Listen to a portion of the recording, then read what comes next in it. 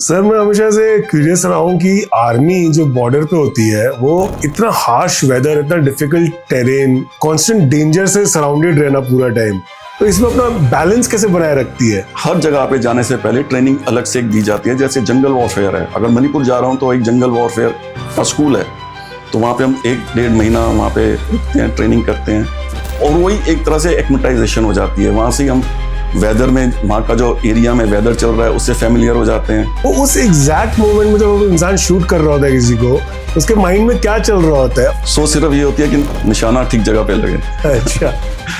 Shoot to kill, okay, यही होता है। आपके गुरु जो है वो कौन है? गुरु मेरे जो हैं उनका नाम मास्टर जी के नाम से जाने जाते हैं। तो ये जो मेरे गुरु जी हैं ये बहुत ही सिंपल बट एनलाइटेंड पर्सन है। 2007 में एनलाइटेंड हुए थे और बेहद से बेहद प्यार करते हैं सबसे, अनकंडीशनल लव। जैसे मुझे पता था मुझे फौज ज्वाइन करनी है, मुझे पता था मेरी जिंदगी यही है।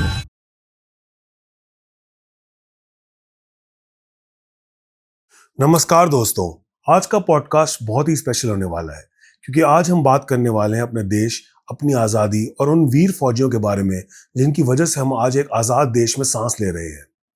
15 अगस्त सिर्फ एक डेट नहीं है, बल्कि ये हमें याद दिलाता है कि हमारी आज़ादी के पीछे कितने लोगों की कुर्बानी और संघर्ष छुपा हुआ है। और इस जज्बे, इसी सम्मान और इसी देशभक्ति के साथ चलिए शुरू करते हैं आज का इंडिपेंडेंस डे स्पेशल पॉडकास्ट। आज के हमारे गेस्ट हैं retired colonel Sumit Duggal sir. आओ जानते हैं इनसे इनके एक्सपीरियंस फौज में कैसे रहे हैं। जय हिंद सुमित दुग्गल सर। आपका बहुत बहुत स्वागत है कैंपफायर विद ओके में। Thank you so much. Sumit Duggal sir, मैं आपसे सबसे स्टार्टिंग में पूछना चाहूंगा कि हर बच्चे का एक ड्रीम होता है कि हमें ये बनना है, वो बनना है, और बहुत ही उस समय तो बहुत चाइल्डिश नाइव ड्रीम होता है, बहुत क्लियर नहीं होता हमारे हेड में, लेकिन हमें कॉन्फिडेंस होता है कि हमें कर लेंगे। तो क्या ये आर्मी ज्वाइन करना आपका बचपन का ड्रीम था, या फिर अगर वो बचपन का ड्रीम नहीं था तो फिर आपको किसने मोटिवेट किया आर्मी ज्वाइन करने के लिए? ओशो जी, मैं सबसे पहले ये बताना चाहूंगा कि हमारे खानदान में कोई भी नहीं है आर्मी में, दूर दूर तक, ना सेकंड कजन, ना फर्स्ट कजन, ना थर्ड कजन जी। तो पर हमारे घर में शुरू से बहुत डिसिप्लिन रहा था। मेरे फादर काफी डिसिप्लिन रखते थे घर में, और जिस स्कूल में मैं पढ़ा सरदार पटेल जो लोधी रोड में है, वहां पे भी बहुत ज्यादा डिसिप्लिन था। तो ये जो फैक्टर्स थे जो जिसने इनग्रेन थे, डिसिप्लिन जो था वो वैसी था अंदर। फिर बाद में मूवीज देखी, हिंदी पिक्चरें देखी, इंग्लिश मूवीज देखी, टॉप गन, प्लेटून और ये सब। तो बेसिकली मैं टू कट इट शॉर्ट में ये बताऊंगा कि मेरे को घर के एटमॉस्फेयर ने, स्कूल के एटमॉस्फेयर ने और मूवीज ने मोटिवेट किया था फौज ज्वाइन करने के लिए। अच्छा। और आपने इंडियन आर्मी में कितने साल सर्व किया और आपकी पहली पोस्टिंग कहाँ थी? मैंने total precisely 35 years I have served in Indian army, और माय फर्स्ट पोस्टिंग वाज धाना। धाना जो है वो मध्य प्रदेश में है, सागर के पास, तकरीबन 20 किलोमीटर है वहां से। पर वहां पे मैं सिर्फ 6 महीने कमीशन होने के बाद, वहां पे जब मैं अपनी यूनिट में गया था और वहां पे सिर्फ 6 महीने रहे, उसके बाद फिर हम हाई ऑल्टीट्यूड सिक्किम में मूव कर गए थे। अच्छा, तो अगर मैं आपसे पूछूं कि आपकी आर्मी की स्टार्टिंग लाइफ कैसी थी, आपका कोई एक्सपीरियंस जो स्टार्टिंग जब आपने किया था? एकदम बहुत पुरानी बात है, पर मुझे अच्छे एक एक दिन याद है, क्योंकि जब स्टार्टिंग थी वो बहुत चैलेंजिंग थी। और मैं ये खुद समझता हूँ कि कोई भी प्रोफेशन हो, बेशक कोई भी छोटा प्रोफेशन हो या बड़ा प्रोफेशन हो, 5 साल तो आपको स्ट्रगल करना ही पड़ता है, क्योंकि ऑब्वियस है कि आप नए एनवायरनमेंट में जाते हो, अडेप्ट करना पड़ता है आपको, और आपके ख्यालात कुछ और होते हैं, एक्सपेक्टेशंस कुछ और होती हैं, वहां पे कुछ ग्राउंड रियलिटीज कुछ और होती हैं। तो पहले जो 5 साल थे मेरे बहुत ज्यादा चैलेंजिंग थे। स्ट्रगलिंग तो नहीं कहूंगा, इतना चैलेंजिंग थे बिकॉज ट्रेनिंग बहुत करवाते हैं जब फौज में है, ट्रेनिंग पर ही सब कुछ बेस्ड है। तो ट्रेनिंग बिकॉज एक सेइंग है जैसे कि the more you sweat in peace the less you bleed in war. तो ट्रेनिंग में बहुत ज्यादा एम्फेसिस दिया जाता है। तो ट्रेनिंग के साथ बाकी चीजें, एडमिनिस्ट्रेटिव एस्पेक्ट्स भी देखने पड़ते हैं, वेलफेयर ऑफ ट्रूप्स देखना पड़ता है, क्योंकि किसी भी टाइम कुछ भी घटना घट सकती है, कभी भी वॉर सिनेरियो, वॉर क्लाउड्स आ सकते हैं, कुछ भी हो सकता है। जिस तरह से हमारा देश आप जानते ही हैं, चारों तरफ से घिरा हुआ है, जो ज्यादा फ्रेंडली नेबर्स नहीं है हमारे पास जी। तो हम हमेशा तैयार रहने की स्थिति में हमें ट्रेनिंग दी जाती है। तो इस तरह से गुजरे पहले 6 महीने वहां पे, फिर सिक्किम, फिर उसके बाद हम कुपवाड़ा, हंडवारा, फिर तो सीधा काउंटर इंसर्जेंसी ऑपरेशंस में इंडक्ट हो गए थे। अच्छा तो इस तरह से निकले 5 साल। अच्छा। तो आपकी जो फैमिली थी उन्होंने कैसे लिया आपके इस डिसीजन को आर्मी ज्वाइन करने के? और हम सुनते हैं कि जो से फौजी होते हैं वो तो अपने फैमिली से बहुत दूर रहते हैं हर समय, तो वो एक्सपीरियंस कैसा था दूर रहने का आपके फैमिली से? मेरा ये कीड़ा जैसे फौज ज्वाइन करने का 9th क्लास से ही था कि मेरे को था कि मैं कुछ और नहीं करूंगा, मैं फौज ही ज्वाइन करूंगा। इनफैक्ट मैंने एनडीए का एग्जाम भी दिया, रिटर्न क्लियर किया, इंटरव्यू में रह गया, then I again gave CDS, फिर उसमें भी रह गया, फिर तीसरी बार में मैं सिलेक्ट हुआ था। पर मैं डिटरमिन्ड था कि मेरे को करना है तो फौज ही ज्वाइन करनी है, कम वॉट में। तो मेरे वो घर वालों को पता था कि इसका शौक पूरा हो गया है, तो वो खुश थे अंदर से। माँ थोड़ी सी, क्योंकि मैं इकलौता, I am the only son after 3 sisters, तो थोड़ी सी उनको दिक्कत थी। पर शुरू में थी दिक्कत, क्योंकि मैं पहली बार घर से निकल रहा था, मैं कभी हॉस्टल लाइफ में नहीं रहा था। दिल्ली में स्कूल में पढ़ा था पूरे 12 साल, कॉलेज भी दिल्ली में ही था, हंसराज कॉलेज। तो उसके बाद वो थोड़ा पहले दिक्कत में थी। पर my sister's and my father तो वाज वेरी हैप्पी कि बच्चे का कैरियर सेट हो गया है, और तो that's how it was. Right. तो सुमित जी, आपने नागालैंड, मणिपुर, असम और दोडा जैसे एरियाज में काउंटर इंसर्जेंसी ऑपरेशंस देखे हैं, तो ग्राउंड पर सबसे डिफिकल्ट एक्सपीरियंस क्या था इन ऑपरेशंस में? ओशो, ऐसा है कि ये जितने भी आपने नाम लिए, यहाँ पे इंसर्जेंसी चल रही है, आज तक चल रही है। और ये नॉर्थ ईस्ट का इतना नाम नहीं आता, बट नॉर्थ ईस्ट में तो 55 से चल रही है। अच्छा। और ये कश्मीर तो 90s में डेवलप हुआ है, मतलब स्टार्ट हुई है काउंटर इंसर्जेंसी ऑपरेशंस। तो हर जगह का अपना एक टेरेन है, हर की एक अपनी खासूसियत है, वहाँ के लोग डिफरेंट हैं। पर हाँ, अगर आप जैसे पूछ रहे हैं, तो मैं अगर एनालाइज करूं पास्ट को, एक्सपीरियंसेस को, तो मुझे लगता है डोडा, क्योंकि एक तो मेरी सर्विस कम थी, जोश बहुत ज्यादा था। 5.5 साल की सर्विस में मैं इंडक्ट हो गया था वहां पे, और नई यूनिट में, राष्ट्रीय राइफल जो नई रेज हुई थी। And that was the peak of militancy. 90 में, I am talking about 96, 97। Kashmir में बहुत हालात खराब थे उस वक्त। तो और वहां पे सबसे पेक्युलरिटी उस डोडा की है कि वहां पे टेरेन है जो 60 डिग्री ग्रेडियंट्स पे है, पूरे के सारे पहाड़। तो वहां पे चैलेंज ये रहता था कि हम जब भी निकलते थे ऑपरेशंस के लिए, they used to be on the heights militants, तो वो हमारी मूवमेंट को पकड़ सकते थे। तो सरप्राइज एलिमेंट जो मेंटेन करना था वो काफी मुश्किल था। तो बहुत ज्यादा प्लानिंग जाती थी एक ऑपरेशन को करने के लिए, बहुत सोच विचार के बाद बहुत ज्यादा इंटेलिजेंस गैदरिंग करनी पड़ती थी। तो ये सारी दिक्कतें थी because of the terrain, and local support तो होता ही है मिलिटेंट्स को। And that was the, like I told you, it was the peak of militancy. तो वो थे वहां पे, और यूनिट थी राष्ट्रीय राइफल्स। मैं अपनी यूनिट से नई यूनिट में गया था, नए जवान थे, तो वो थोड़ा सा चैलेंजिंग। जी। और ऑपरेशन विजय और ऑपरेशन पराक्रम जैसे ऑपरेशंस में आपका क्या एक्सपीरियंस रहा? ऑप विजय जैसे आप जानते हैं, ऑप विजय जो है वो कारगिल के दौरान हुआ था। 99 में जो कारगिल ऑपरेशंस हुए थे उसका नाम दिया गया था। उस वक्त मैं ब्रिगेड स्टाफ में, मेरी स्टाफ पोस्टिंग थी। I was general staff officer intelligence, GSO 3 int बोलते हैं उसको उस वक्त। तो वहां पे हमारा जो रोल था वो डिफेंसिव, हमने मतलब डिफेंस अख्तियार करने थे कि अगर पाकिस्तान अटैक करता है तो हमने उसको डिफेंड करना था। और हमारा वो सेक्टर था उस वक्त खेमकरन सेक्टर काफी फेमस है, काफी आपने वहां पे सुना होगा, जो लड़ाइयां हुई थी 1965-71 में, बहुत सेंसिटिव एरिया है। और उसके बाद फिर हम गए, ये जो ऑपराक्रम है, वो जब मैं ऑपराक्रम हुआ था 2001 में, जब ये 13 दिसंबर को पार्लियामेंट अटैक हुआ था, तो वहां पे हम लोग तकरीबन 1 साल रहे थे, बिकॉज ऑपरेशन ही 1 साल वहां पे लास्ट किया था। और वहां पे हमारा था ऑफेंसिव रोल।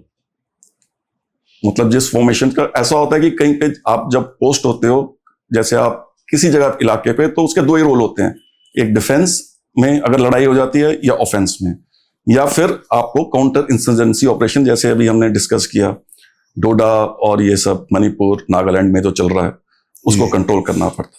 तो ये था वहां पे जो हमारा रोल था during op Vijay and op पराक्रम। उस समय का कोई इंसिडेंट जो आपको आज भी याद हो, वो एक्चुअली क्या था, और पराक्रम में हालात ऐसे हो गए थे कि लड़ाई किसी भी टाइम छिड़ सकती थी। वो ये दोनों, जब ये कारगिल चल रहा था, वहां पे मैक्सिमम लड़ाई जो हो रही थी वो नॉर्दर्न सेक्टर में हो रही थी। जैसे आपने सुना होगा इन पीक्स के नाम, वहां पे टाइगर हिल और ये सब, तोलोलिंग, इधर लड़ाई चल रही थी। कई मूवीज भी बनी है इसके ऊपर। और पराक्रम में जो था वो हमन डेजर्ट्स पे था ज्यादा एम्फेसिस, कि इधर से दुश्मन घुस सकता है। तो मेरे को जो याद आता है कि हमारा जब हालात ऐसे हो गए कि अटैक करना है, और वो सबसे बड़ा जो ऑफिसर था वहां पे मिलिट्री का, तो उसने सारी कॉन्फ्रेंस ली, सारे ऑफिसर्स को बुलाया, तकरीबन 150-200 ऑफिसर्स थे, और उसने बोला कि हम परसों वी हैव टू क्रॉस। तो एक अजीब, मतलब एक अलग सी एक्साइटमेंट जो कभी जिंदगी में नहीं मिली वो थी, क्योंकि जो ट्रेनिंग करी थी, जो करी थी, और एक फौजी का एक सपना होता है कि मैं अपना ये देशद्रोही हूं। जैसे इंटरनल एलिमेंट्स में मजा नहीं आता ऑपरेशंस करने में, क्योंकि वो देश के अंदर चल रहा है। एक ड्रीम होता है कि मैं बाहर जाके ऑपरेशंस करूं, कन्वेंशनल वॉर जिसको बोलते हैं, वो हर एक फौजी का ड्रीम होता है, बेशक वो एयरफोर्स में हो या आर्मी में हो या नेवी में। तो सिखलाई कुछ शायद ऐसी है कि हमें ट्रेन इस तरह से किया जाता है कि हम इस दिन का ही वेट करते हैं। तो हम वेट कर रहे थे, और हमने जाके फिर सारी यूनिट्स में जहां जहां से लोग ऑफिसर्स आए थे, सबने जाके तैयारियां शुरू करी। तैयारी तो ऑलरेडी थी, सिर्फ पैकिंग स्टार्ट कर दी तेज उसमें स्पीड में। और फिर ये भी हुआ कि घर वालों से तो बात कर लें एक बार, कि अब ये तो नहीं बतलाएंगे, ऑब्वियसली वो घबरा जाएंगे सब कि परसों मैं जा रहा हूँ पाकिस्तान के अंदर, घुस रहा हूँ, लड़ाई शुरू हो गई, तो वो तो बता नहीं सकते थे। एंड तो फिर हम गए रात को, जब सब कुछ ब्रीफिंग हो गई, हमने कहा चलो बात कर लेते हैं, अभी परसों तो जाना है, घुसना है अंदर, बचेंगे या नहीं बचेंगे वॉर में पता थोड़ी होता। तो गए, वहां पे लाइन ही बहुत लंबी थी, जवान भी लगे हुए थे। वहां पे थोड़ी कहेगा ऑफिसर के भैया मेरे को पहले बात, उसकी भी फैमिली है, हमारी भी है, तो हम वेट करते रहे। खैर फाइनली बात हो गई। और तो वो जो उस वक्त सेंटिमेंट्स थे इमोशनल, मतलब those are very hard to describe, कि शायद मैं लास्ट टाइम बात कर रहा हूँ अपनी बीवी से, शायद मैं लास्ट टाइम बात कर रहा हूँ अपने फादर से। तो दैट इज क्वाइट ऑब्वियस, सबके साथ ही हो रहा था, सिर्फ मेरे साथ नहीं। पर वो एक्साइटमेंट भी थी कि अब जाना भी है। तो ये मैं कभी नहीं भूल सकता कि एक अपॉर्चुनिटी आई थी हमारे पास कि हम कुछ कर सकते, दिखा सकते थे। पर वो खैर वो डिप्लोमेटिक या वॉट एवर रीजन, जो भी रीजन से वो हो नहीं पाया, और वो लास्ट मोमेंट पे फिजल आउट हो गई चीज। जी सर, मैं हमेशा से क्यूरियस रहा हूँ कि आर्मी जो बॉर्डर पे होती है, वो इतना हार्श वेदर, इतना डिफिकल्ट टेरेन, और इतनी कांस्टेंट डेंजर से सराउंडेड रहना पूरा टाइम, तो इसमें अपना बैलेंस कैसे बनाए रखती है? जैसे अगर मैं जयपुर में बैठा हुआ हूँ, मेरी यूनिट जयपुर में है, और मेरे को बोला कि मणिपुर आपको जाना है, तो आपने देखा हमारा जो इंडिया का टेरेन है, एक तरफ जंगल है, एक तरफ पहाड़ है, और पहाड़ भी ऐसे हैं सियाचिन वाले, एक तरफ डेजर्ट है, कहीं पे सी शोर है। तो हर तरह का वेदर मिलेगा आपको, हर तरह का टेरेन मिलेगा।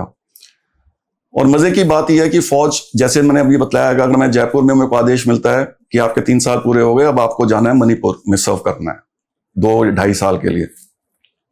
तो ऐसा नहीं होता कि हमें उठाया, हम सीधा गए वहां पे और ऑपरेशन कर लिए, क्योंकि जवानों की भी बदली होती रहती है, कुछ रिटायर हो जाते हैं, कोई नए आते हैं जवान। तो हमें हर जगह पे जाने से पहले ट्रेनिंग अलग से एक दी जाती है। जैसे जंगल वॉरफेयर है, अगर मणिपुर जा रहा हूं तो एक जंगल वॉरफेयर का स्कूल है, तो वहां पे हम 1-1.5 घंटा, 1-1.5 महीना वहां पे रुकते हैं, ट्रेनिंग करते हैं, और वही एक तरह से एक्मेटाइजेशन हो जाती है। वहां से हम वेदर में, वहां का जो एरिया में वेदर चल रहा है उससे फेमिलियर हो जाते हैं। बैटल इनोक्लूशन होता है वहां पे, कि किस तरह से वहां पे लड़ाई होगी, दुश्मन, जब जंगल वॉरफेयर बेसिकली, तो उसकी सिखलाई दी जाती है। वहां की डिजीजेस, वहां का सर्वाइवल, वहां पे जो है मॉस्किटोज बहुत हैं, अगर जंगल में आप कुछ खाने को नहीं मिल रहा तो कैसे सर्वाइव करोगे, तो all this kind of things. तो और जैसे कश्मीर, अगर वहां जा रहे हैं वैली में, तो वहां पे माउंटेन वॉरफेयर की दी जाती है। तो हर तरह का एक स्कूल है हर जगह पे, जो हमें ये करता है। तो जब हम फाइनली इंडक्ट होते हैं, हमारी यूनिट सेटल होती है और दूसरी यूनिट को रिलीव करते हैं, तो हमें फेयर आइडिया होता है कि कैसे ऑपरेट करना है, कैसे इन हालातों को करना है, डील करना है। तो सर आप जैसे जब आप कोई ऑपरेशन के टाइम पे सिचुएशन जब बहुत टेंस होती होगी, तो आप उस समय आपके ट्रेनिंग में आपको क्या सिखाया जाता है कि अपने माइंड को काम कैसे रखना है और फियर और एंजाइटी को कंट्रोल कैसे करके रखना है? और बहुत अच्छा क्वेश्चन है। फेयर और एंजाइटी में थोड़ा सा डिफरेंस है जो मैं क्लियर करना चाहूंगा यहाँ पे। फेयर सबको होता है, डर सबको लगता है, और वो एक तरह से अच्छा भी है, क्योंकि अगर फेयर नहीं होगा थोड़ा सा तो आप अलर्ट नहीं रहेंगे। एक फौजी मस्ती में पेट्रोलिंग नहीं कर सकता, एक फौजी मस्ती में एम्बुश नहीं लगा सकता। उसको हमेशा फेयर थोड़ा सा होना चाहिए कि दुश्मन कहीं से भी आ सकता है, कहीं किसी भी झाड़ी से मेरे ऊपर फायरिंग हो सकती है, तो दैट फेयर इज एसेंशियल, वो अलर्टनेस के लिए। पर कॉन्स्टेंटली अगर आप फेयर में रहोगे, कॉन्स्टेंटली फेयर में रहोगे, तो फिर वो एंजाइटी बन जाती है, विच इज वेरी डेंजरस।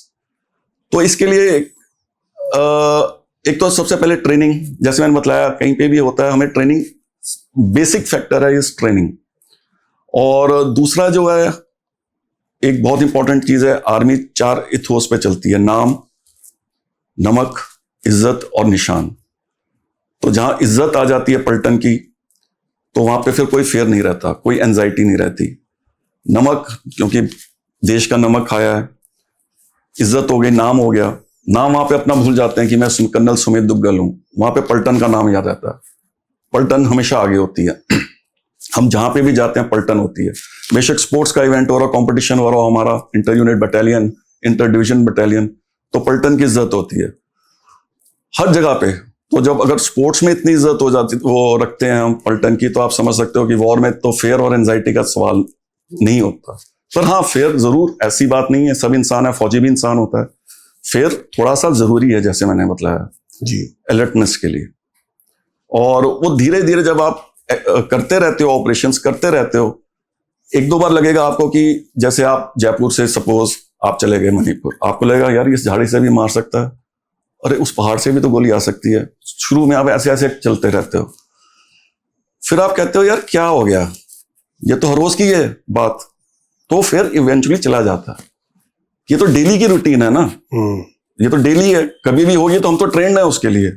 हरकत तो हमें पता है क्या करनी है, और हरकत क्या है, सर्वाइवल, मारना है उसको। अगर हमने जिंदा रहना है, हमने वापस घर जाना है। अगर मैं लीडर हूं तो मुझे अपने सारे जवानों को वापस घर सेफ एंड साउंड लेके जाना है। तो ये चीजें हैं जो फेयर और एंजाइटी को रिमूव करती है, बेसिकली ट्रेनिंग एंड पलटन की इज्जत। तो जब ऐसे एनवायरनमेंट में जहाँ पे कभी भी ये डेली रूटीन का ही पार्ट है कि गोली तो कहीं से भी चल सकती है, तो कभी ऐसा भी हुआ होगा कि कोई आपका जो सोल्जर है शहीद हुआ होगा, तो क्या उस सिचुएशन में आप अपने आप को, अपनी टीम को, अपनी पलटन को कैसे इमोशनली हैंडल करते थे? मेरी सबसे बड़ी अचीवमेंट विद गॉड्स ग्रेस, मैं नहीं कहूंगा, भगवान की इच्छा थी कि मेरे 35 साल में मेरी कंपनी में, या मैं जहां पे भी ट्रूप्स को कमांड किया, लीड किया, एक भी डेथ नहीं हुई। पर हाँ, पर मैंने देखा है लोगों को शहीद होते हुए, क्योंकि जब ऑपरेशंस होते हैं तो जॉइंट ऑपरेशंस भी होते हैं। हमारा बच गया कि दूसरी पलटन का वो घायल हो गया, तो वो देखा मैंने। काफी बुरी चीजें देखी, अंतड़ियां फटी हुई हैं, गोलियां लगी हुई हैं, सिर फटा हुआ है, उसका पूरा ग्रे मैटर निकला हुआ है। तो उस वक्त जो है हमारे यहाँ शोक नहीं होता, हमारे यहाँ रिस्पेक्ट दी जाती है उसको। गोलियां फायर होती हैं, तिरंगा लगता है उसके ऊपर। शोक सभा का टाइम नहीं होता, और शोक का फौज में कोई मतलब ही नहीं है। सिर्फ उस वक्त बदले की भावना होती है। अगर एक गया, एक को लेके गया ये, तो हमने उनके 10 लेके जाने हैं। सबके अंदर आंखों में खून उबल रहा होता है, और ये फैक्ट है, ये सिर्फ मैं बतला नहीं रहा हूं यहाँ पे पॉडकास्ट में या कुछ, ये फैक्ट है। फौज चली इसी पे रही है। अगर वो गुस्सा, वो आग ना हो और हम सिर्फ शोक करने बैठ जाएं, तो वही जज्बा हमको अपने जवानों के अंदर वैसे ही होता है। पर कभी थोड़ा सा, हाँ, 5-10 मिनट के लिए अफसोस तो होता ही है। एक साथी जिसके साथ खेलते थे, जिसके साथ खाना खाते थे, वो चला गया हमारे बीच में से, पर उसको वो ज्यादा देर लास्ट नहीं करता। और फिर सारी प्रोविजंस होती हैं उसकी फैमिली को देखने के लिए। That way this organisation is very good, उसका look after his demise. And sir, जैसे फौजियों को तो लाइक जो सामने वाले पे शूट करना कभी भी पड़ सकता है, तो उस एग्जैक्ट मोमेंट में जब इंसान शूट कर रहा होता है किसी को, उसके माइंड में क्या चल रहा होता है, और उसका कोई इमोशनल इम्पैक्ट रहता है आफ्टर शूटिंग समबडी, उसका इमोशनल इम्पैक्ट रहता होगा?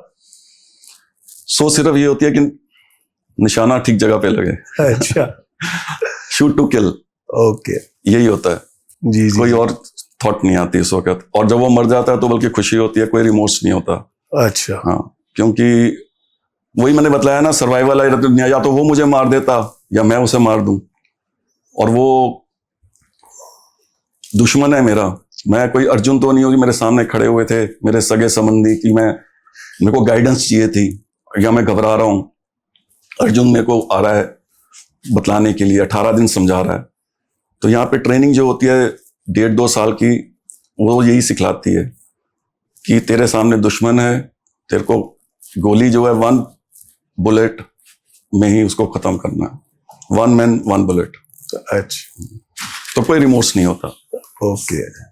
सर, हम जैसे मूवीज में भी देखते हैं कि बहुत स्ट्रिक्ट ट्रेनिंग होती है, बहुत जैसे कि छोटी छोटी गलतियों पे पनिशमेंट्स मिलती है। तो आपकी कोई ऐसी याद है जिसमें आपको एक गलती पे पनिशमेंट मिली हो, और वो क्या पनिशमेंट थी, और उस एक्सपीरियंस से आपने क्या सीखा? एज एन ऑफिसर तो नहीं, we can't afford to do any kind of mistake, punishment का सवाल ही नहीं होता उसके बाद। पर हाँ, मैं जब एकेडमी में था एज अ कैडेट, मैंने फौज ज्वाइन करने से पहले कभी सिगरेट और वो नहीं पीता था, लिकर। तो वहां पे मैंने, बिकॉज मेरा रूममेट पीता था, तो और वहां पे अलाउड नहीं थी फर्स्ट टर्म में, तो मैंने उससे ले ली और मैंने पी ली। और फिर एक बार मैंने और ली तो मैं पकड़ा गया। मैं बाहर पी रहा था अपने रूम के बाहर, तो उस्ताद आ गया, ड्रिल उस्ताद बोलते हैं इसको, उसने पकड़ा मेरे को। और उसमें पनिशमेंट ये होती है कि आपको 7 दिन पिट्ठू के साथ विद राइफल, वो पीछे चलता है साइकिल में। और मैं ये डिफॉल्टर नहीं होता, सब इकट्ठे होते हैं। मैं जैसे मेरी कंपनी कोई और है, किसी और बटालियन जो होती हैं एकेडमी में, तो सबको इकट्ठे लेके चलता है। वो खुद साइकिल में चलता रहता है, हम आगे भागते रहते हैं, और ये 7 दिन कंटिन्यूअस चलता है। हाँ, सीख जरूर मिली। सीख मुझे ये मिली कि इनफैक्ट उस्ताद ने बतलाया था मेरे को, मैं सच बतलाऊं तो वो जो उस्ताद था उसने कहा था कि मैं अच्छा कर रहा था बहुत एकेडमी में, तो उसने कहा था कि तुम इतने अच्छे कैडेट हो, क्यों करते हो ऐसे छुप के। तो उसने मुझे डिसिप्लिन का मतलब बतलाया था। उसने कहा था डिसिप्लिन ये नहीं होता कि कोई सुपरवाइज कर रहा है तुम्हारे ऊपर, तब तो सब करेंगे डिसिप्लिन। अगर वो उसकी एब्सेंस में आप डिसिप्लिन रहते हो तो दैट इज कॉल्ड डिसिप्लिन। तो मुझे बहुत अच्छी लाइन वो आज तक मेरे को याद है कि डिसिप्लिन का असली माने मेरे को किसने सिखलाया था। जी। सर, आपने इतनी डेथ और डिफिकल्ट सिचुएशंस देखने के बाद लाइफ और डेथ पे आपको कोई पर्सपेक्टिव कैसे चेंज हुआ होगा? ये बहुत अच्छा क्वेश्चन है ओशो। लाइफ देखो, डेथ लाइफ सभी देखते हैं, फैमिली में सब बेशक सिविलियन हो, किसी भी कोई भी इंसान जिसने जन्म लिया है वो इस सारी चीजों से फेस करता है। पर एक जो चीज इनके अलावा जो जिसने मेरे को चेंज किया, जो कंसेप्ट चेंज हुआ मेरा, परेशान सब होते हैं संसार में, सुखी बेसिकली कोई नहीं है। बेशक अंबानी के घर में पैदा हुआ हो या किसी गरीब के घर में, सब थोड़ा कहीं ना कहीं पे परेशान हैं। तो ऐसी थोड़ी डिप्रेशन केसेस इतने बढ़ रहे हैं दुनिया में। तो एक ही चीज मुझे, जो मैं 6 साल पहले at the fag, almost you can say that at the fag end of my service, मेरे को मेरे गुरु मिले और उन्होंने फिर मुझे ज्ञान दिया, स्पिरिचुअलिटी जिसको कहते हैं, अध्यात्म ज्ञान। हमारे यहाँ स्पिरिचुअलिटी का मतलब बहुत गलत ले लिया जाता है, क्योंकि हमें पढ़ाया ये गया कि डरते हैं लोग स्पिरिचुअल नाम से ना, कि ये वो भगवे कपड़े पहन लेगा, इसको जंगल में जाना पड़ेगा, ठीक है ना, खाना पीना छोड़ना पड़ेगा, सात्विक भोजन खाना पड़ेगा। और गलती नहीं है, मैं भी पहले यही सोचता था, क्योंकि हमारी सिखलाई ऐसी थी। गुरुकुल तो रहे नहीं अब तो, और अच्छे गुरु भी नहीं रहे। सच्चा गुरु मिलना भी बहुत मुश्किल है इस दुनिया में। पर मेरी शायद सबसे अच्छी चीज भगवान का याद है, या पिछले जन्मों के वो थे प्रारब्ध, मेरे को सच्चा गुरु मिला, और फिर that was a game changer. फिर मुझे हर एक चीज क्लियर होने लग गई, between life, death, issues hurting me previously and now how I have to confront them, कैसे मैंने परिस्थितियों का सामना करना है। तो वो मेरे गुरु ने मेरे को सिखलाया। और स्पिरिचुअलिटी और कुछ नहीं है, वो सिर्फ यह कि आपने अपने आप को अपने अंदर झांकना है, अपने आप को पहचानना है, और जीवन बहुत आनंदमय हो जाता है। सर, अगर आपसे, if you don't mind me asking, कि आपकी लाइफ में कोई ऐसा इंसिडेंट हुआ हो जिसको आपको लगा कि यार, like if the guide had not come then I would have been like lost, and ऐसा कोई इंसिडेंट या कोई टर्निंग पॉइंट आया जिसमें आपको गुरु की जरूरत का महसूस हुई? 6 साल से पहले मैं इस चक्रों में पढ़ना ही नहीं चाहता था, ये स्पिरिचुअलिटी और गुरु, क्योंकि उस वक्त ये सब गुरु वगैरह जो सो कॉल्ड जेल वेल जा रहे थे, और मैं मेंटली भी रेडी नहीं था क्योंकि रिस्पॉन्सिबिलिटीज थी, parents were not keeping well. तो ये था। फिर मेरा एक coursemate who left army after 5 years, उसने मेरे को भेजा, ही सेटल्ड इन दुबई नाउ, तो उसने मेरे को भेजा था लिंक कि ऐसे ऐसे है तो सुन ले। मैंने नहीं सुना, 3-4 बार उसने भेजा तो मैंने नहीं सुना। मैंने कहा ये, वहाँ अकेडमी में अच्छे दोस्त थे, बैलेंस्ड कैडेट था वो, बहुत अच्छे यार थे, पर मैंने कहा 30 साल बाद याद कर रहा है तो पढ़ गया होगा किसी गुरु के चक्कर में, मैं नहीं पढ़ना चाहता इसके बारे में। तो फिर as luck would have it, lockdown हो गया, कोविड आ गया था, तो उसका कॉल आता रहता था। तो उसने कहा यार एक बार मेरे कहने पे सुन तो ले। तो मैंने कहा सुन लेते हैं। तो हमने शाम को ड्रिंक लगाई, अपनी चला दी वानी। तो बहुत अच्छा लगा मुझे, जो गुरुजी की लैंग्वेज थी। आजकल वो मास्टर जी के नाम से बोलते हैं, पर मेरे तो लिए वो गुरुजी ही रहेंगे और गुरुजी हैं। तो मास्टर जी का भी मैं बतलाऊंगा कि उनको मास्टर जी क्यों कहते हैं। एनीवे, तो मैंने सुनना शुरू किया। मेरे को 3 महीने ही हुए थे। मुझे उनकी ना भाषा बहुत सरल और बहुत टू द पॉइंट लगती थी। जैसे हर जगह ना, हर युग में ग्रंथ चेंज हो रहे हैं।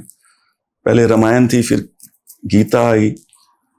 अब जो चाहिए वो लोगों को चाहिए एक सिंपल लैंग्वेज, और कोई डिफरेंट लैंग्वेज में बता सके कि क्या है ज्ञान, क्या है अध्यात्म। तो वो बहुत धीरे धीरे समझ में आने शुरू हो गया था। फिर जो टर्निंग पॉइंट जो आपने बोला, मेरे फादर उस वक्त, that time he was 95, he expired last year only at the age of 100+। तो that time he was 95, he was suffering from major UTI infection. तो डॉक्टर्स हैड गिवन अप। वो कहते थे कि आपको पता ही है कोविड में जो उस वक्त हाल था, हॉस्पिटल्स में बेड नहीं थे, डॉक्टर्स घर नहीं आ रहे थे, टेलीफोनिकली बात होती थी, तो और टेस्ट सारे खराब आ रहे थे उनके। तो उन्होंने कहा अब नहीं कुछ हो सकता, अब आप छोड़ दो, घर पर ही रखो, and look after him to the best of your this thing ability. तो फिर मैंने फर्स्ट टाइम अपने गुरु से बात करी थी, क्योंकि मेरे को जिसने ये दिया था, मेरा जो कोर्समेट था, उसने कहा था 3 चीजें करनी है, तेरे को कुछ नहीं करना, कोई दान नहीं, कोई डोनेशन नहीं है यहाँ पे, कोई वो नहीं है रफड़ा, सिर्फ तेरे को एक वाणी सुननी है पूरे दिन में, एक तो पक्का सुननी है, और कोई भी छोटी सी छोटी चीज है वो अपने गुरु को बतलानी है। तेरे को अपना गुरु को हर चीज बतानी है। उसका मेरे को बाद में समझ में आया कि जब तक गुरु मेरे को खाली करना चाहते हैं, जब तक मेरे दिमाग में टेंशन्स रहेंगी, मैं ज्ञान क्या हासिल करूंगा। गरीब जिसका पेट नहीं भरा हुआ, उसको कहो कि आजा बैठ ज्ञान ले, तो नहीं कर सकता ना। तो तीसरी चीज थी, उसने कहा था जब कभी ट्रिप में जाते हैं तो उनके साथ चले जाना, बेशक 3 दिन बैठ, उनके 10-12 दिन के ट्रिप होते थे उस टाइम पे, तो बेशक 3 दिन बैठ और आ 3 दिन के लिए। तो मैंने कहा वो तो ट्रिप वगैरह तो बाद में देखें, अभी सिचुएशन ऐसी है, मैं उनसे बात करता हूँ। तो मैंने बात करी, मैंने उनको बताया कि मेरे फादर की ये हालत। वो शो क्या हुआ था, वो 20 मिनट उन्होंने मुझसे दुनिया भर की बातें करी। तुम्हारे फैमिली मेंबर्स कितने हैं, तुम कहाँ पे काम करते हो, कैसे जाते हो, अभी लॉकडाउन में कैसे काम कर रहे हो, ऑनलाइन चल रहा है वो। तो मैं बड़ा परेशान हो गया। मैंने कहा यार ये कैसा गुरु है, मतलब मैं कुछ और मांग रहा हूँ, चाहता हूँ, सुनना चाहता हूँ कि फादर की हेल्थ के बारे में, ये कुछ बतला ही नहीं रहा उसके बारे में। तो आई वॉज वेरी डिसअपॉइंटेड। फिर बस वो हरिओम हरिओम करके फोन बंद हो गया। 20 मिनट बात करने के बाद मैंने कहा तो फ्यूटाइल एफर्ट हो गई। अगले दिन मेरे फादर के टेस्ट थे, और यूटीआई का ना 2-3 दिन के बाद रिजल्ट आता है। यूटीआई जब इन्फेक्शन हो जाता है, यूरिन कल्चर का, तो रिजल्ट आया, एवरीथिंग वाज क्लियर, एक भी चीज नहीं थी खराब, मतलब एक पैरामीटर भी। तो मेरे को लगा गलती हो गई, लैब। उस वक्त मैं भूल गया था कि गुरु से बात हुई है। मैंने कहा लैब वालों ने ना ये लाल पैथ लैब से कराया था, तो मैंने कहा गलती हो गई होगी, कई बार हो जाता है। दोबारा करवाया, दोबारा भी बिल्कुल ठीक। फिर माथा ठनक गया। फिर मैंने कहा नहीं, ये कुछ अलग इंसान है, ये इसमें कुछ अलग चीज है। तो जर्नी वहां से शुरू हुई। एक्चुअली मैं जाता था, उनकी वानियां सुनता था, और फिर प्रेम, विश्वास हुआ उन पे, फिर प्रेम हुआ। ये एक साइकिल होती है स्पिरिचुअलिटी में। फिर श्रद्धा बढ़ी बहुत ज्यादा। अब एक बस एक लास्ट एक वो है कि भक्ति, जब गुरु और शिष्य एक हो जाता है। खैर वो तो गुरु ही करवाता है। तो वह बहुत प्लेजेंट और बहुत रिमार्केबल जर्नी रही। जी। तो सुमन सर, मैं ये चाहूंगा कि हमारे व्यूअर्स भी जाने कि आपके गुरु जो हैं वो कौन है, और उनका आप उनसे कैसे मिले तो हम जान चुके हैं, लेकिन मैं आपसे जानना चाहूंगा, आपकी जब तक फोन पे तो बात हो रही थी, लेकिन पहली जो आपकी मीटिंग हुई उनके साथ, उस समय कुछ ऐसा हुआ कि like you felt very attracted towards him? What attracted towards him? गुरु मेरे जो हैं उनका नाम, मतलब जो उनका यूट्यूब चैनल वगैरह है वो उनके मास्टर जी के नाम से जाने जाते हैं। उसका मैं ब्रीफली बता देता हूँ। It is capital M, capital A, capital A, double A। तो माँ मतलब जो जन्म देती है। तो इनकी जो वाणी है वो जो है तुम्हारे अंदर एक परिवर्तन लाती है जीवन में। तो एक नया जन्म होता है आपका। फिर स्टर, जो आपकी नेगेटिव एनर्जीज को पॉजिटिव एनर्जी में कन्वर्ट करती है। और G, विच इज गॉडिज्म। तो ये जो मेरे गुरुजी हैं, ये बहुत ही सिंपल बट एनलाइटेंड पर्सन है। 2007 में एनलाइटेंड हुए थे और बेहद से बेहद प्यार करते हैं सबसे, अनकंडीशनल लव। कोई डोनेशन, जैसे मैं बता चुका हूं, वहां पे कोई ये सिस्टम ही नहीं है। तो मतलब वो मैं कैसे बताऊं, जब मैं पहली बार गया वहां पे उनसे मिलने ग्रेटर कैलाश में, तो मैं फर्स्ट टाइम तो एक्सपेक्ट कर रहा था, क्योंकि पहले ना जो वाणी आती थी वो ऑडियो आती थी, हमने शक्ल नहीं देखी थी इनकी।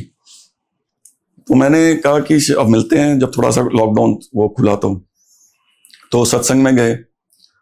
तो मैं तो एक्सपेक्ट कर रहा था फ्रैंकली कि वो पहने होंगे ऑरेंज कपड़े और वो भगवे कपड़े और मालाएं वालाएं होंगी, कुछ ओम ओम लिखा होगा कहीं पे, विभूति लगी होगी कहीं कुछ। तो मैं पहुंचा, वो वहां पे वो एक टी शर्ट में थे और नॉर्मल ट्रैक सूट।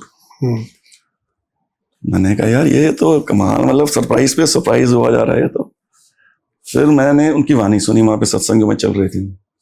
फिर मेरी बहुत इच्छा हुई उनसे कुछ क्वेश्चंस पूछने की, कुछ मिलने की, पर्सनली मिलने की। मैं बहुत ज्यादा इंप्रेस हो गया था। लोग जनरली बोलते हैं गुरु को जब ढूंढना है तो क्वेश्चंस पूछो, गुरु को पहले परखो। पर मेरे साथ कुछ अलग था। मेरे को वो पहली उसमें भाग गए थे। मेरे को कोई जरूरत ही नहीं थी क्वेश्चन पूछने की कि मैं 100 क्वेश्चन पूछूं, उनसे कुछ क्लियर करूं। मुझे पता था कि यही है। जैसे मुझे पता था मुझे फौज ज्वाइन करनी है, मुझे पता था मेरी जिंदगी यही है। अगर मुझे कुछ बतला सकता है तो यही इंसान बतला सकता है। कोई मेरी जर्नी को इसको आगे बढ़ा सकता है तो यही बढ़ा सकता है।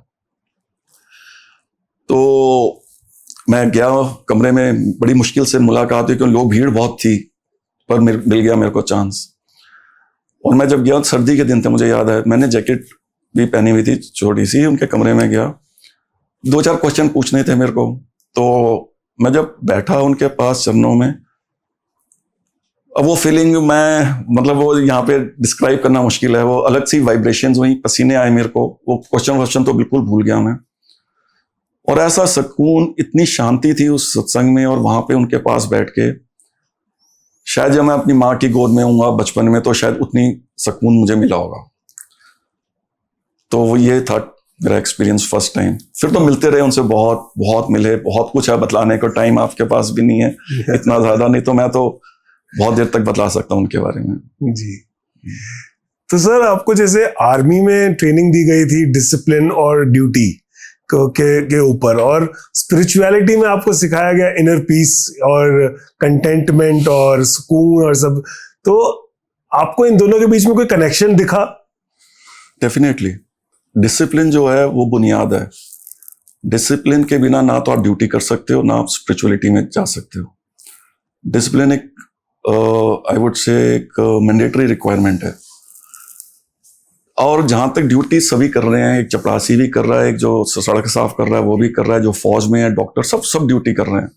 और जिसको ड्यूटी क्या मतलब कर्म कर रहे हैं, पर फिर भी दुखी है कि नहीं? दुखी। तो स्पिरिचुअलिटी क्या करती है, वो आपको, जैसे गीता में बोला, 3 मार्ग हैं। कर्म से मिल सकता है, ज्ञान से जा सकते हो, जो कृष्ण ने मतलब। फिर है भक्ति। और स्पिरिचुअलिटी जो है वो आपको बताती है कि कर्म करते हुए आपने डूअर नहीं होना है। You are not the doer, doer is ऊपर वाला। पर गलती हमारे से ये हो जाती है, हर इंसान से 99%, 90% इस संसार में क्या हो रहा है, हम अपने आप को ड्राइवर की सीट पे बिठा देते हैं और परमात्मा को कहते हैं तुम पीछे बैठ जाओ। जिस दिन हम ये कह देते हैं, स्पिरिचुअल जब ज्ञान मिलता है सच्चे गुरु से, तो उस वक्त हमें रियलाइज होता है कि नहीं, ड्राइवर सीट पे तो वही बैठेगा, अब तू ही चलाएगा मेरी गाड़ी, बस तू ही तू।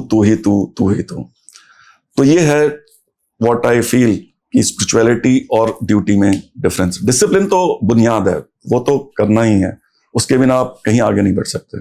तो सर, क्या स्पिरिचुअलिटी ने आपको ऑपरेशंस के समय अपनी जो फियर, स्ट्रेस और एंजाइटी हैंडल करने में हेल्प की आपकी किसी तरह से, और अगर हाँ तो फिर कैसे?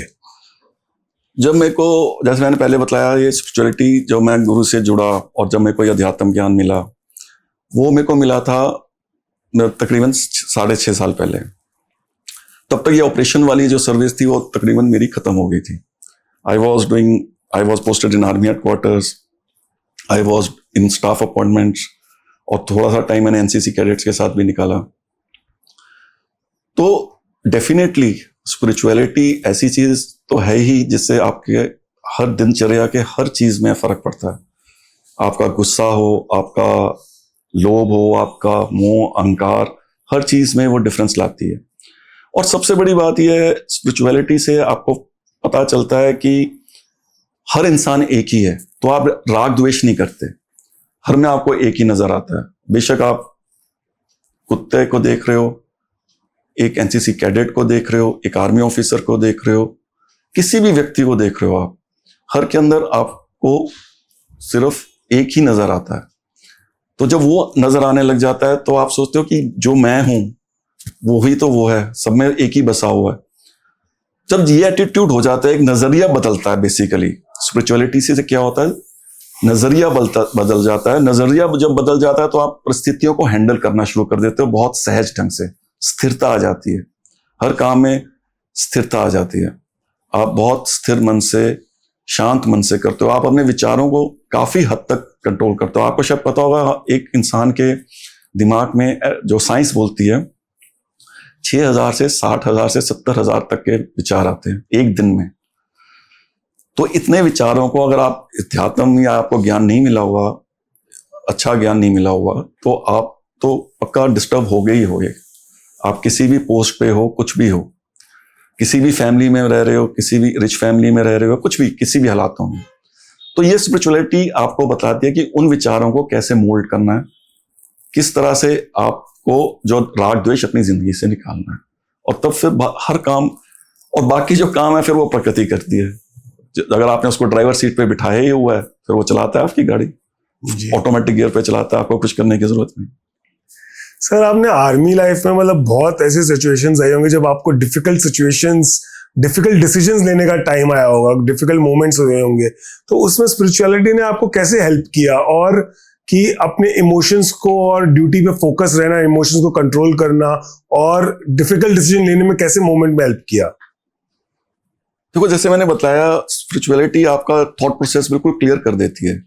तो कोई भी सिचुएशन हो, आप ऑफिस में हो, सिर्फ ऑफिस में ही नहीं, आप घर में डील कर रहे हो सिचुएशन, ऑफिस में आप 8 घंटे रहते हो, फिर आप घर आ जाते हो, ठीक है, आप बीवी बच्चों के पास होते हो, उनके अपने इश्यूज होते हैं, रिश्तेदारों के अपने इश्यूज होते हैं, फ्रेंड्स के अपने इश्यूज होते हैं। तो ये सिर्फ एक काम, इमोशंस, ये हर चीज को डील करवा देती है। मजे की बात यह है, पर हाँ, ज्ञान को समझना जरूरी है, गुरु के वचनों पे चलना जरूरी है। सिर्फ सुनने से कुछ नहीं होता ओशो, ये बहुत इंपॉर्टेंट चीज है। आप सिर्फ सुन लो, ठीक है, गीता पढ़ लो, पर आपके दिमाग में कुछ घुसा ही नहीं, तो फिर क्या फायदा उसका। तो वो जो चीज है जो बतला रहे हैं मेरे गुरु या मैं जो सुनता हूं, तो सिर्फ सुनता नहीं था। शुरू में सुनता था, सिर ठंडा करता था, पर जब समझने लग गया उसको, फिर जिंदगी में बदलाव आने शुरू हुए। तो ये बहुत जरूरी है, सुनने और समझने में बहुत जरूरी है डिफरेंस।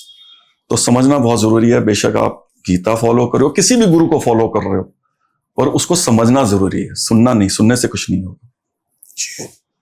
सर जैसे आज के जो यंगस्टर्स हैं वो बहुत कंप्लेन करते हैं कि बहुत स्ट्रेस है, बहुत एंजाइटी है, बहुत प्रेशर आ गया है।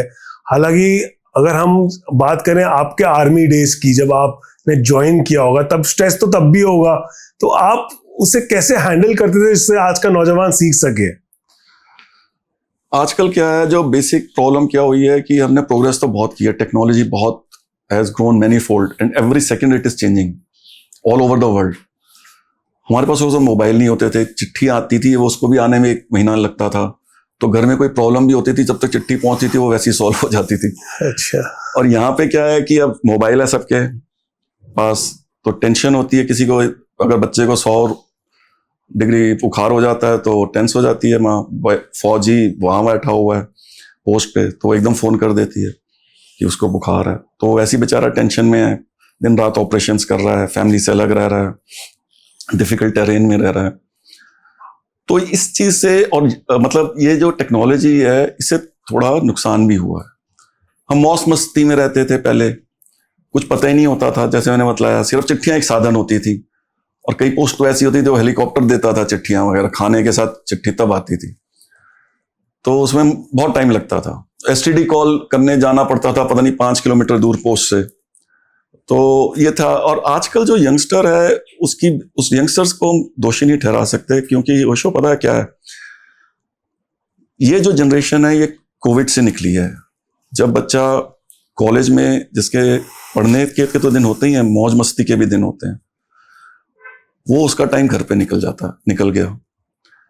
अब बाहर लड़ाइयां हो रही हैं, जॉब अपॉर्चुनिटीज कम हो रही हैं, आगे का फ्यूचर उसको दिख नहीं रहा, बिकॉज एआई आर्टिफिशियल इंटेलिजेंस दिख रही है उसको आते भी, जो सब कुछ ग्रैब कर लेगी जॉब्स को। जॉब मार्केट में और भी दिक्कत हो जाएगी। तो ये जनरेशन बहुत ज्यादा परेशान है, दुखी है। और ऊपर से ये जो मोबाइल वगैरह है, इंफॉर्मेशन ओवरलोड हो रखी है, मतलब एक के बाद एक इंफॉर्मेशन आती रहती है। फिर इसके साथ होता क्या, पीयर प्रेशर, कंपैरिजन, डिजायर्स बढ़ जाती हैं। अब उसके पास वो है तो मेरे पास होना चाहिए, वो जाता है वहां पे पार्टीज में, मेरे घर वाले अलाउ नहीं करते। तो ये चीज़ मतलब प्रॉब्लम्स जो धीरे धीरे इनके इफेक्ट्स होते हैं, क्यूमुलेटिव इफेक्ट्स होके फिर ये कि कुछ हद तक डिप्रेशन में चले जाते हैं लोग, कुछ ड्रग्स भी ले रहे हैं, ये चीज़ें अभी इजीली अवेलेबल हैं, ड्रिंक्स लेने लग जाते हैं। तो ये this is very unfortunate, but this is happening because of technology.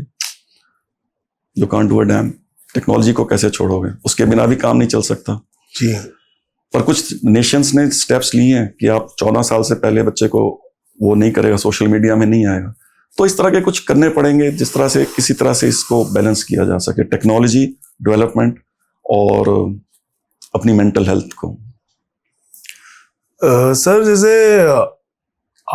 आज के यूथ के पास हम देखते हैं कि मेंटल पीस तो कम होते जा रहा है, लेकिन कंफर्ट बढ़ते जा रहा है। कंफर्ट बहुत आ गया है यूथ के पास, लेकिन फिर भी जब वो डिफिकल्ट सिचुएशन से डील करना होता है तो वो घबरा जाता है आज का यंगस्टर। तो आपको आर्मी ने, ट्रेनिंग ने, आपकी एक्सपीरियंस, लाइफ एक्सपीरियंस ने क्या सिखाया कि वो डिफिकल्ट सिचुएशंस को कैसे डील करते हैं? तो वो एक बड़ी अच्छी सेइंग है आर्मी में, when the going gets tough the tough gets going. जब हालात आपके अनुसार नहीं चल रहे हैं, परिस्थितियां अनुकूल नहीं है, तो आपको ट्रेनिंग ऐसी दी जाती है। क्योंकि ट्रेनिंग क्या दी जाती है, ट्रेनिंग आपको उस परिस्थिति को किस तरह से सामना करना है। ठीक है, कि अगर गोलियां चल रही हैं आपके ऊपर, तो आपने कैसे, जैसे बैटल इनॉकुलेशन जब प्रैक्टिस करते हैं तो हमारे ऊपर गोलियां चल रही होती हैं प्रैक्टिस के दौरान। ठीक है, वो जैसे हम क्रॉलिंग कर रहे हैं तो ऊपर से गोलियां चल रही होती हैं, तो हमें पता है कि क्या इफेक्ट होगा। तो पहली बार जब गोली चलेगी तो ऐसे नहीं कि कान में उंगलियां डाल के बैठ जाएंगे, तब वो उठाता है फौजी और एक्शन। तो ये स्पॉन्टेनियस एक्शंस होते हैं जो वो होते हैं। जो आज का यूथ है, इसको तो बेसिकली टेंशन जो होती है उसमें डील करने के लिए रेजिलियंस चाहिए, पेशेंस चाहिए, स्थिरता नहीं चाहिए। ठीक है, सबसे पहले तो उसका माइंड कूल होना चाहिए। और इसीलिए जो कहीं ना कहीं हम अपनी संस्कृति में भूल गए हैं और वेस्टर्न कल्चर को ले लिया, तभी ये चीजें बहुत जरूरी थी। हमारे टाइम पे कभी नहीं होता था ये डिप्रेशन, के सुना ही नहीं था किसी ने डिप्रेशन हो गया। कभी नहीं होती थी बीमारियां कि उसका लड़का 24 साल में दारू पी के पड़ा हुआ है, वो नाली में ड्रग्स खा के गिरा पड़ा है, कभी नहीं सुना था ये। मतलब इक्का दिक्का केस भी नहीं देखा था मैंने, तो ये सब अभी शुरू हुआ है। तो वो ये है कि हालात बदले हैं और कुछ वर्क कल्चर बढ़ा है, सोशियो इकोनॉमिक चेंजेस हुई हैं, पेरेंट्स दोनों वर्किंग हो गए हैं, बच्चा कहीं प्यार ढूंढ रहा है, उसको रिलेशनशिप्स में मिलता है प्यार, जो मोबाइल वगैरह का तो फैक्टर मैंने आपको ऑलरेडी एक्सप्लेन कर दिया। तो ये सारे फैक्टर जो मुझे लगता है अफेक्ट कर रहे हैं इस जनरेशन को, और इसका समाधान सिर्फ वही है कि आपको कहीं ना कहीं अपने आप को समझना होगा, अपनी जिंदगी को समझना होगा। अगर आप 8 घंटे नहीं बैठ सकते गुरु के पास, स्पिरिचुअलिटी नहीं पढ़ सकते, गीता नहीं पढ़ सकते, एक निचोड़ ले लो जो भी वो बोल रहा है, जैसे हमने लिया था शुरू में, उससे बहुत ट्रमेंडस डिफरेंस पड़ता है। और यही अल्टीमेटली आप देखना, अल्टीमेटली समाधान ही यही है इसका। ये जितनी भी प्रॉब्लम्स दुनिया में घूम रही हैं, अल्टीमेटली हम वापस वहीं जाएंगे स्पिरिचुअलिटी में। जैसे कहते हैं ना, कलयुग चल रहा है, बहुत विनाश होगा, ये सब होगा, पर उसका फिर सतयुग तो आना ही है। ये तो लिखा हुआ शास्त्रों में भी। वो कैसे आएगा? क्योंकि लोग फिर वापस आएंगे। तो क्यों ना अभी से कर लें, जब खुशी मिल रही है, आनंद है कि जब ऑप्शन है, उसको क्यों हाथ से छोड़ के बैठे हुए हैं। जी sir, coming back to the nation, जैसे आपने कहा कि स्टार्टिंग में कि हमारे इतने फ्रेंडली नेबर्स तो है नहीं, तो lot of terrorism is going on in the country, attacks. So अगर मैं आपको अपॉर्चुनिटी मिले to finish terrorism at its root, तो आप क्या करेंगे? उसका पहला स्टेप क्या लेंगे आप? देखो, it has to be a multi-pronged approach. It is not one factor which will remove the root cause. 3-4 चीजें जो मेरी समझ में आती हैं, तो सबसे पहले तो disparity, the difference between have and have nots. जो रिच और पुअर है, उसमें ये क्यों पनपते हैं टेररिस्ट? जहाँ पे डेवलपमेंट नहीं होती, जहाँ डेवलपमेंट नहीं होती, रिमोट एरियाज में, मणिपुर के गाँव में या कश्मीर की वादियों में कहीं जहाँ पे डेवलपमेंट नहीं हुई है, तो वो वहां से पनपते हैं। जहाँ पे डेवलपमेंट नहीं है, वहां अनएम्प्लॉयमेंट है, रोजगार नहीं है। तो फर्स्ट इज दैट। तो ये जो डिस्पैरिटी है, इसको थोड़ा नहीं, काफी कम करना पड़ेगा। हमारे देश में बहुत ज्यादा है ये। दूसरा है वैल्यू बेस्ड एजुकेशन सिस्टम। ये बहुत जरूरी है। वोकेशनल ट्रेनिंग, जॉब्स, जिससे कि एम्प्लॉयमेंट अपॉर्चुनिटीज बढ़ें। क्योंकि हमारा जो एट प्रेजेंट वर्किंग फोर्स है पूरी वर्ल्ड में सबसे ज्यादा है। इंडिया में जो वर्किंग फोर्स है, जो यूथ है, वो सबसे ज्यादा है पूरी दुनिया में। तो इसको हमने, इस फैक्टर को कैपिटलाइज करना है। और कैपिटलाइज कैसे होगा? जब इनको जॉब अपॉर्चुनिटीज इनके लिए ओपन होंगी। और जब जॉब अपॉर्चुनिटीज ओपन होंगी, तो दे विल डू वंडर्स। मैंने 20,000 कैडेट्स के साथ इंटरेक्ट किया पर्सनल लेवल पे। मुझे पता है इनके पास बहुत पोटेंशियल है, बहुत जोश है, बहुत ज्यादा जोश है आज के यूथ में। शायद हमारे टाइम पे भी नहीं था इतना लोगों में। पर इनको गाइडेंस की जरूरत है, सिर्फ गाइडेंस और प्यार। ये मिल जाए इनको, ये छलांगे मार देंगे, चांद क्या बहुत आगे ले जाएंगे। इतना पावरफुल है। तीसरी चीज मैं बतलाना चाहूंगा, governance. Lastly, governance also plays a very important fact. Judiciary, इतने सारे केसेस हैं, ग्रीवेंसेस का रिट्रेसल ही नहीं हो पाता। 5-5 साल तक कोई सुन ही नहीं रहा। लॉयर्स की कमी है, जो भी है, और इंफ्रास्ट्रक्चर नहीं है, डेवलपमेंट नहीं हो रही है। रिमोट एरियाज की बात कर रहा हूँ, जहां से पनपती है ये मिलिटेंसी, टेररिज्म, जो भी आप बोल लो। तो ये जो 3 फैक्टर्स हैं, ये एड्रेस करने चाहिए, जो मैं सोचता हूँ on immediate basis, on priority basis. Sir, independence day आ रहा है अभी 15 अगस्त को, तो फिर आपके लिए इंडिपेंडेंस और आजादी का असली मतलब क्या है? असली मतलब इंडिपेंडेंस का मेरे को तो ये लगता है कि पहले तो खुद हमने अपने आप को आजाद करना है। हमको इंडिपेंडेंस तो मिल गई है, पर कहीं ना कहीं हम बंधे हुए हैं। हम क्यों बंधे हुए हैं? क्योंकि हम सुखी नहीं हैं। कहीं ना कहीं पे हमें दुख घेरता रहता है। दुख, और देखो, सुख तो आएगा ही जीवन में, पर हम उसके लिए रेडी नहीं है, हम उसको फेस नहीं कर पाते, और उसी से सारी चीजें शुरू होती हैं। ये युद्ध क्यों हो रहे हैं? कोई अगर घर में प्रॉब्लम ठीक हो जाए, देश की प्रॉब्लम, पहले सोसाइटी की प्रॉब्लम ठीक होगी, देश की प्रॉब्लम ठीक होगी, दुनिया अपने आप ठीक हो जाएगी।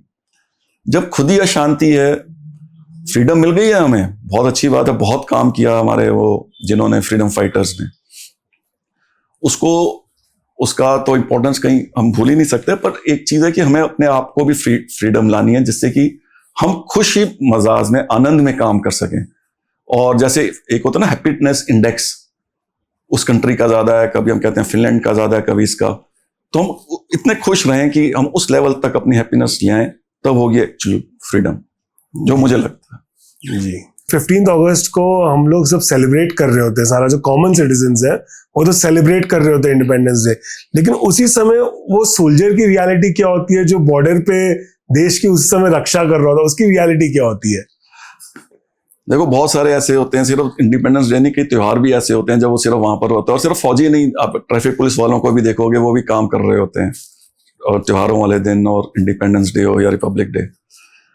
तो फौजी का सिर्फ ये रहता है कि उसको पता है नीचे देश पूरा खुशियां मना रहा है, और वो सिर्फ इस बात पे खुश रहता है उस वक्त कि मैं उस खुशी में शामिल हूं, क्योंकि मैं एक बड़ा हिस्सा योगदान दे रहा हूं इनकी खुशियों में, मैं प्रोटेक्ट कर रहा हूं। तो आज ये जो खुशियां हैं, बेशक मैं पोस्ट पे बैठा हूं, बॉर्डर पे बैठा हूं, पर मेरे कारण ये खुशियां बन रही हैं और जश्न बन रहा है, तो उसको अंदरूनी बहुत खुशी होती है। सर आपने अपनी लाइफ में आर्मी, डेथ, वॉर और स्पिरिचुअलिटी सब कुछ देखा है, तो when you look back at life today, तो आपको सबसे बड़े लेसन्स क्या मिलते हैं अपनी लाइफ से? देखो ये जो है, ये तो हर कोई कुछ कर रहा है लाइफ में, हर कोई कोई ना कोई प्रोफेशन में है, वो अपने तरीके से डील कर रहा है, हर कोई फैमिली में है, हर किसी की फैमिली है, तो और डेथ भी वो देखता है, बेशक उसके घर में ना हो, एक खानदान में होती है, पड़ोस में होती है। इन चीजों से हर कोई गुजर रहा है। पर स्पिरिचुअलिटी जो मैंने पाया, और मैं भगवान से बस एक ही शिकायत है कि अगर ये मेरे को पहले मिल गया होता, ये प्रसाद भगवान का, तो शायद मेरी जिंदगी में बहुत पहले असर आ जाता।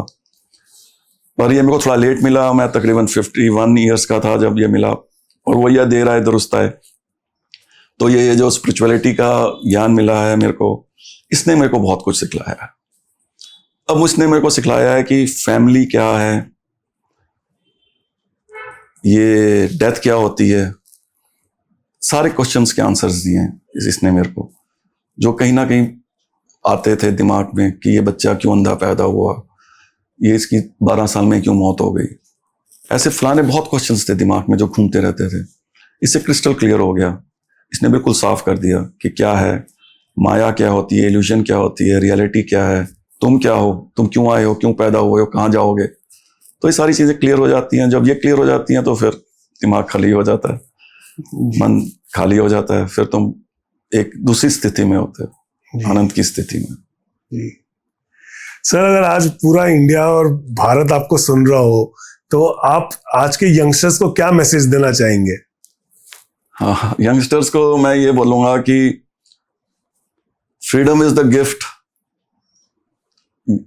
Given to us and future is our responsibility. तो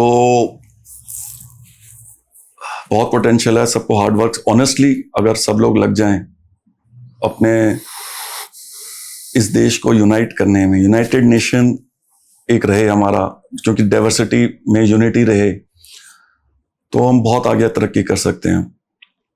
और इसमें सबसे ज्यादा रोल है ऑनेस्टी का, देश के प्रति लॉयल्टी का, और समाज के प्रति एक काइंडनेस, एक करुणा का भाव कि कोई अगर दुख में है, सबको एक दूसरे का हाथ पकड़ के चलना है। और मैं लास्ट में ये कहूँगा कि हर किसी को अपनी एक कहानी बनानी होती है जवानी में, तो यूथ के लिए मेरा यही है कि वो जवानी भी क्या जिसकी कोई कहानी ना हो। जी बहुत बहुत धन्यवाद आपका Sumit sir. Thank you sir. जय हिंद। जय हिंद। जय हिंद। आज की बातों के बाद शायद हम सब के लिए इंडिपेंडेंस डे का मतलब थोड़ा और गहरा हो गया होगा। आज़ादी हमें मिली है, लेकिन इस आज़ादी की हिफाजत की जिम्मेदारी हम सबकी है। हमारे फौजी बॉर्डर पर देश की रक्षा करते हैं, लेकिन एक नागरिक के रूप में देश को बेहतर बनाना हमारी जिम्मेदारी है। तो आइए इस इंडिपेंडेंस डे पर सिर्फ जय हिंद ना कहें, बल्कि अपने एक्शन से भी अपने देश को बेहतर बनाने का संकल्प लें। Happy independence day. जय हिंद।